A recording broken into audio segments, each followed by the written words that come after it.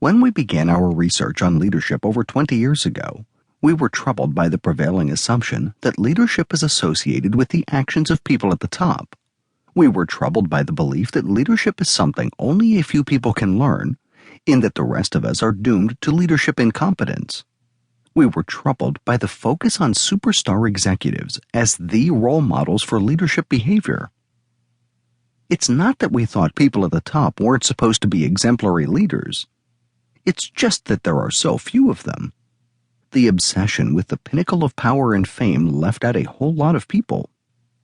There were certainly more exemplary leaders than the few hundred at the very apex of corporate success. We wanted to know what people from all walks of life and at all levels in the organization did to get extraordinary things done. We thought their actions were worthy of attention. We began studying leadership one person at a time. We asked people to tell us about a time in their lives when they had been at their personal best as leaders. We asked people just like you and the people in your neighborhood. We asked men and women of all ages, races, and religions. We asked people across industries, functions, disciplines, and levels. We asked people from different geographic regions and from all over the globe. And you know what? Everyone had a story to tell, and that's still true today. We've found exemplary leadership in churches and faith-based organizations, for-profit firms and not-for-profits, manufacturing and service organizations, governmental agencies, schools, the armed forces, healthcare, entertainment, and community services. Leaders reside in every city and country, in every position and place. They're employees and volunteers, young and old, rich and poor, male and female. Leadership knows no racial or religious bounds, no ethnic or cultural borders. We find exemplary leadership everywhere we look. From our examination of these cases, as well as through the analyses of empirical data from tens of thousands of our leadership practices inventories, we've discovered that regardless of level, place, discipline, style, race, age, gender, religion, or personality, leaders exhibit similar behaviors when they guide others along pioneering journeys.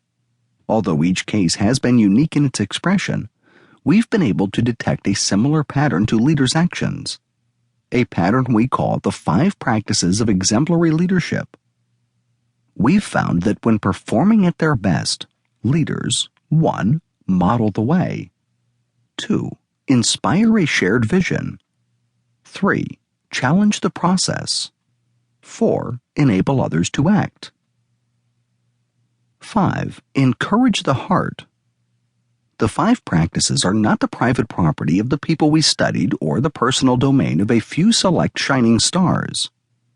Our research challenges the myth that leadership is something inherent in the DNA or is found only at the highest levels of the organization, whether it's the executive suite or the pulpit. The theory that there are only a few men and women who can lead us to greatness is just plain wrong. Leadership is a process ordinary people use when they are bringing forth the best from themselves and others. Leadership is everyone's business.